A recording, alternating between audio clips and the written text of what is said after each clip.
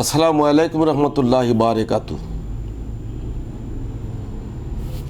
সম্মানিত সুধীরবৃন্দ, ভিউয়ার্স,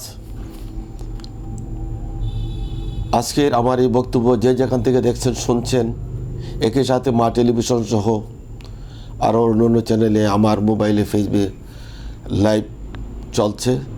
সবাইকে আমার পক্ষ থেকে অসংখ্য অগণিত ধন্যবাদ, কৃতজ্ঞতা জানাচ্ছি।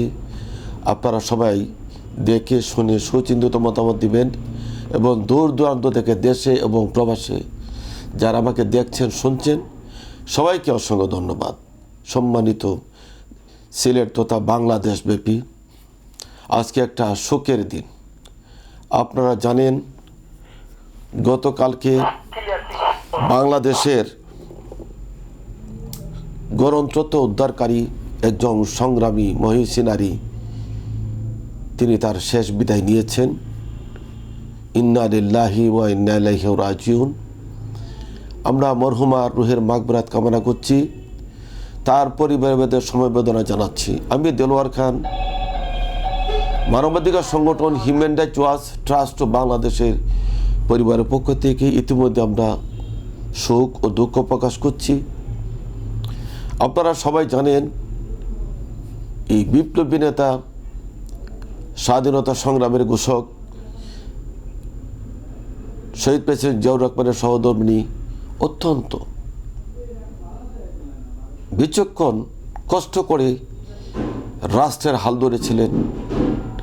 তখন থেকে তিনি কোনো ধরনের অন্যায়কে প্রশ্রয় দেননি এবং অন্যায়ের কোনো ধারে কাছে উনি যাননি।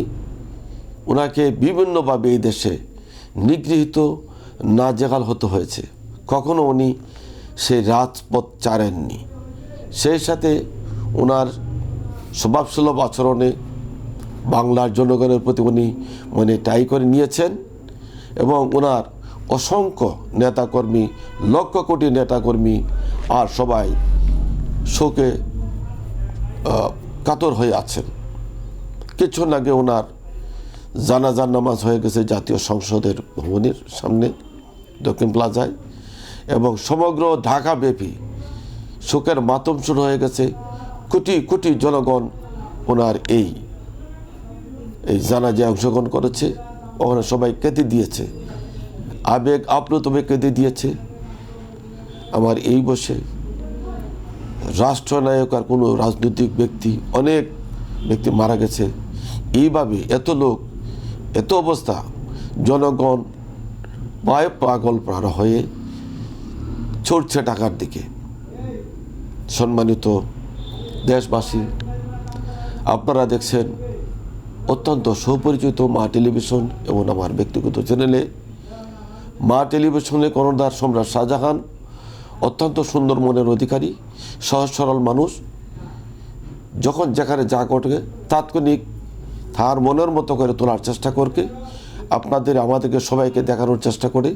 তেমনিভাবে আজকে আমার বক্তব্য এখানে নেওয়ার জন্য তাকে ধন্যবাদ জানাচ্ছি, কৃতজ্ঞতা জানাচ্ছি মা টেলিভিশন সকল কর্ণধারকে।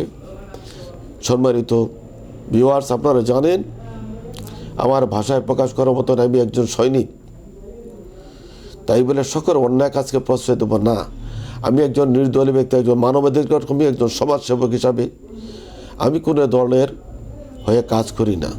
আমি ব্যক্তি বিশেষে শ্রদ্ধা করি এবং আজকে তার প্রয়াণে, আজকে তার মৃত্যুতে মানবাধিকার সংগঠন হিউম্যান রাইটস ওয়াচ ট্রাস্ট বাংলাদেশের সমগ্র বাংলাদেশের 7,000 উপরের সদস্য আমরা সবাই শোকাপ্রবৃত।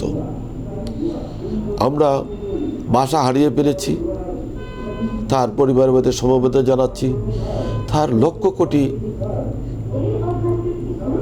যারা নেতাকর্মী আছেন প্রত্যেকের মনের ভাব আমরা বুঝি। তাদেরকে এই ধৈর্য ধরার তৌফিক আল্লাহ দান করুক, সেই প্রত্যাশা রাখি।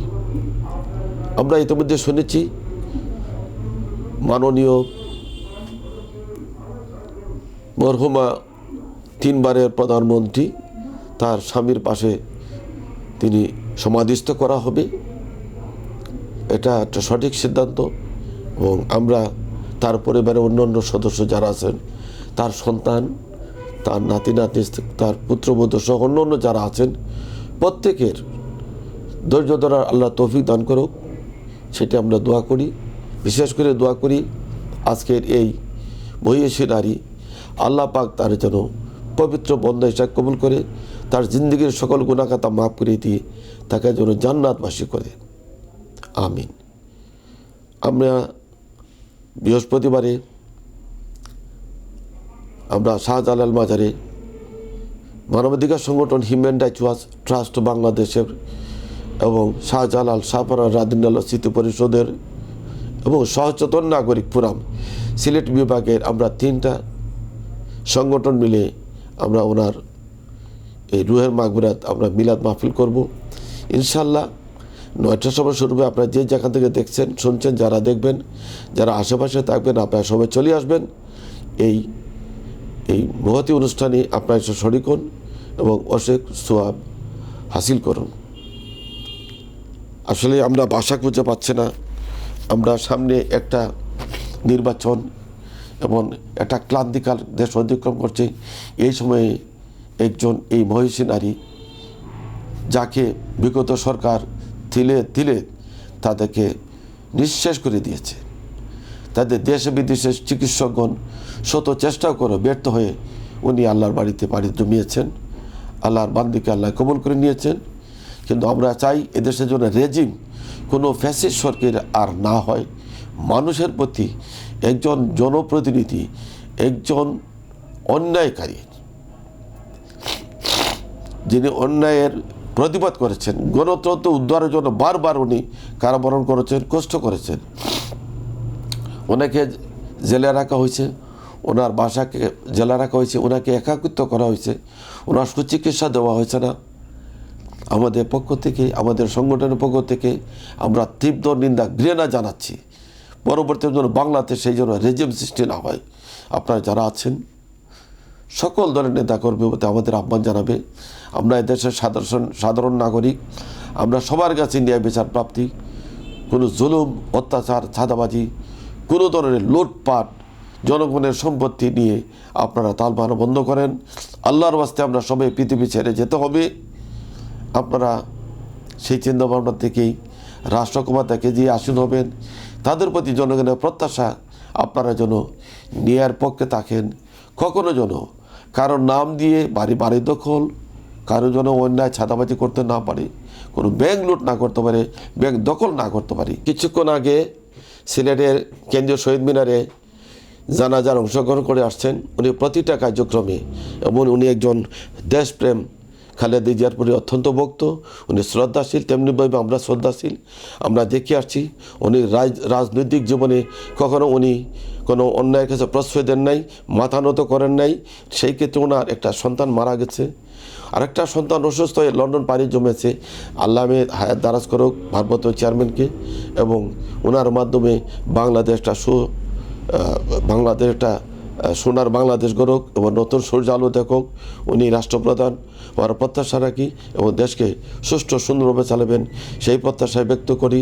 এবং আগামী যারা এই সামনে ইলেকশন সুষ্ঠু সুন্দরভাবে সরকার করবে, এবং সরকারকে ধন্যবাদ জানাচ্ছি। ইতিমধ্যে সরকার উনি 3 দিনের সুখ জানিয়েছেন, 1 দিনই সরকারি ছুটি করেছেন। আমরা সরকারকে অসংখ্য ধন্যবাদ জানাচ্ছি। সরকারে যারা আছেন প্রত্যেকের কাছে আমরা কৃতজ্ঞ। আমরা সাধারণ নাগরিক চাই যে আমরা যেন সবাই পরবর্তী যারা আসবেন তারা যেন খালেদা জিয়া ওঠেন। খালেদা জিয়ার মতন আর কেউ বাংলাদেশে আসবে না, সেটা আমরা নিশ্চিত। সবাইকে অসংখ্য ধন্যবাদ, কৃতজ্ঞতা জানাচ্ছি। আবারও মা টেলিভিশন কোনোদের শাহজাহান সহ মা টেলিভিশনে যারা শুভারেদ্ধি আছেন, যারা দর্শকবৃন্দ আছেন, আপনারা বেশি বেশি করে মতামত দিবেন, শেয়ার দিবেন এবং মা টেলিভিশনকে আপনার মতো চলার মতন আপনার ব্যবস্থা করেন এবং মা টেলিভিশনকে এগিয়ে নেওয়ার চেষ্টা করেন। আসসালামু আলাইকুম রহমতুল্লাহি ওয়া বারাকাতুহু। সবাই ভালো থাকবেন, সুস্থ থাকবেন।